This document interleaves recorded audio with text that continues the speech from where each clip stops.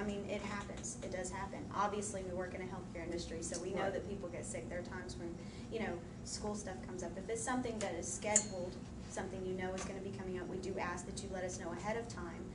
If it's something like your children are sick or your wife, you know, if something happens, please, you know, call as soon as you know, but please make sure that you know, contact somebody. Just don't, you know, not contact us, because we've had some people that just, you know, will cover their shifts. We do have people that will cover their shifts and not tell us. And that's something we need to know so that we know who we need to contact for that particular floor when they're not here. So if something happens. But no, we don't frown upon that. It's, I mean, your father, mother, father, either way, it doesn't matter with us. Okay. It happens. All right. I guess my next question is, what are my chances of advancement? And once I do advance, what will be the next position up? Well, you would come in, starting off, we usually ask that you do basic rotations through the entire part of the hospital. Most people start off in ER med-surg.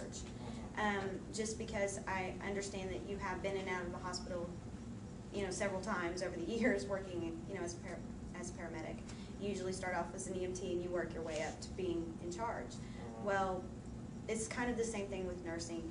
Coming into nursing, you're going to start off in all general areas, and then hopefully you'll move up to whatever specialty you decide you want to take on. If you decide you like ER or med-surg, that's fine. But the next position up would be probably a charge nurse, which would be over a certain amount of staff nurses that are on that particular floor. And then at that point, if you were to continue your education, go on, get your bachelor's degree, or go on and get your, you know, master's degree. A lot of those, we've had a lot of nurses do that, move into research positions within the hospital that do research for different particular specialties, cardiology, pediatrics, oncology, different parts of the hospital that specialize in different parts of, or different diseases. We'll have people go in and do their research to do that, and they usually head up a team of people that will do that. So you do have a lot of advancement in the medical industry to handle a lot of different situations. So it just depends on wherever your interests lie. If you want to move up, there is a lot to move up into. We've even had nurses that move up into working administrative positions where it's top of the hospital. So. All right. And I guess my final question is policy changes. I know that a lot of hospitals, they have policy changes that go out every year. Will we be notified of any policy changes, or would it be something that I would have to actually go and check with human resources to find out what type of policy changes have changed and what's actually going on? Absolutely, we do let you know. Usually whenever there's a major policy change, we will usually hold a session, several different sessions, depending on when people are there. We will let the staff coordinators know, the people who are in charge of that particular floor or that particular area of the hospital know, so that they can allow their people to understand that there's something that's going to change, so that they can attend those meetings. If it's a smaller policy change, most of the time we'll send out probably something to let you know that it's going to change, that there's certain things. It just depends on what it is. If it's tiny, then most of the time we're going to let everybody know so that you are aware of it. Right. Just as though when you start, you get a handbook, you have to sign the handbook saying that you know everything, the policies in the handbook, you understand them, and that you agree or comply with them. It's the same with any other.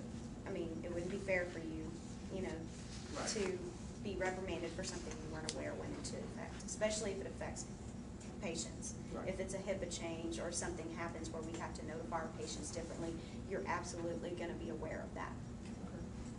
Okay. Well, as I knew you would, you actually answered all my questions. I just want to take the time out to say that I appreciate you interviewing me and actually considering me for this job. I know there's a lot of qualified applicants, but I hope that it's something that I've said, or you know, this interview has gone in a way that, you know, I'd have the opportunity, I'd be at the top opportunity to be able to get this job.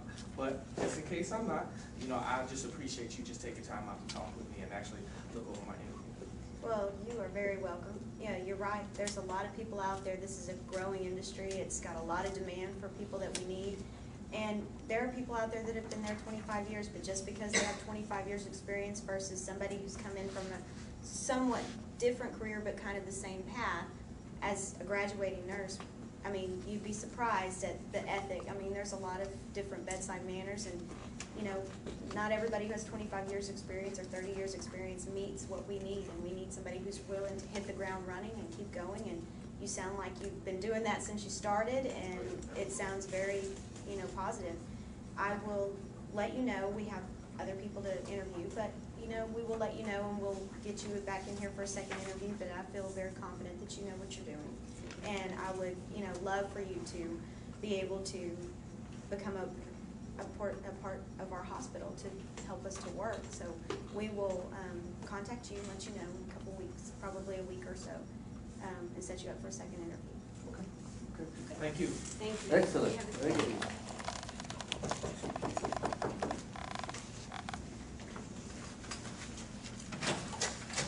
Hi, how are you? All Nice right. to meet Robert Moore. Hi, how are you? I'm great. I'm Devin Fitz. Just have a seat right here. Is everything okay? You found it okay? Oh, yeah, everything's great. Parking's not a problem, was it? If you brought your ticket up with you, we can validate your parking when you leave. Okay. Okay. So, do you have a resume? Yes, I do, actually. Okay.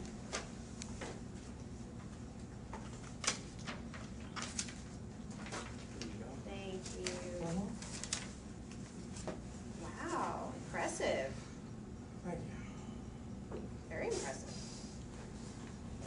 I see here you're top of your 4.0. Wow. That's straight A's. Thank you. So how do you feel about taking all of this knowledge and putting it into practice?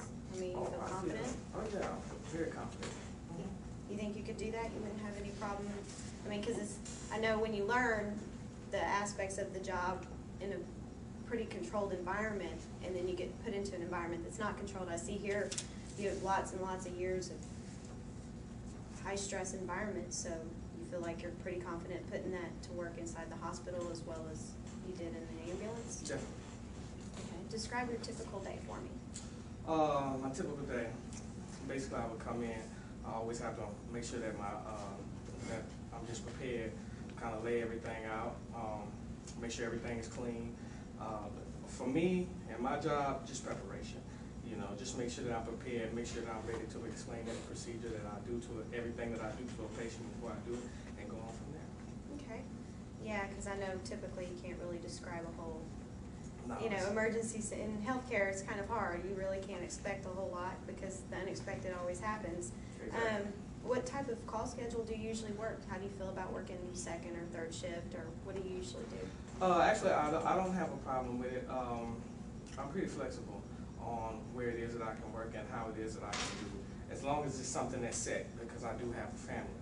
And next to, you know, actually, my family is means a lot to me, as far as being there for my children, you know, being there for my family. So as long as it's something that I can have set or something that we can work on, I can always kind of work with you. As far as being on call, you know, if that's my job, it's part of my job duties. So, I mean, that's what I'm here for. I'm willing to fulfill it. And you have somebody who can take care of your children. I mean, your wife will be there or be able to do that, or whomever, if for some reason you have to be called in.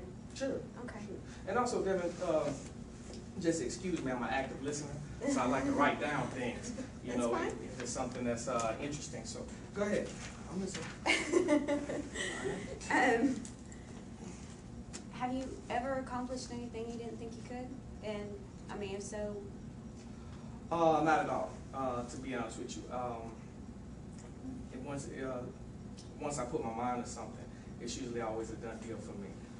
I'm a person who lives by the word. So if I say that it's something I'm gonna do, it's as good as done every time. so could you describe your most significant accomplishment? For me, my most significant accomplishment is absolutely a family commitment. I was never one of those people who ever saw myself as a family man, and was being committed to a family and actually, you know, being a father. So, you know, for me, that was my ultimate accomplishment.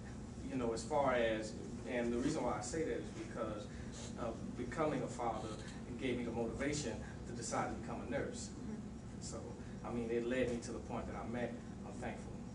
So are you satisfied with your career as a paramedic? I mean, I see you've been doing this for lots of years, and obviously you know you know the stuff. I mean, according to your grades, according to what we see here, I mean, you know what you're doing.